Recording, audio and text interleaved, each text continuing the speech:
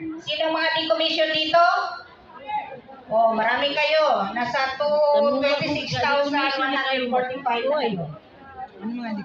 Bibigay ako ng cellphone number. Iti-text nyo ang cellphone number na ito. Sabihin ninyo ang pangalan ninyo. Anong phase kayo na decommission. Yung profile ninyo at ano ang natanggap na ninyo. Para madali namin kayo malocate.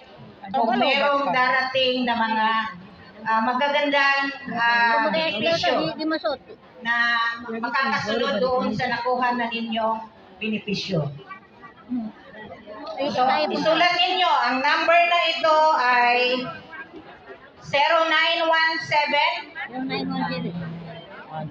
0917-622-4583.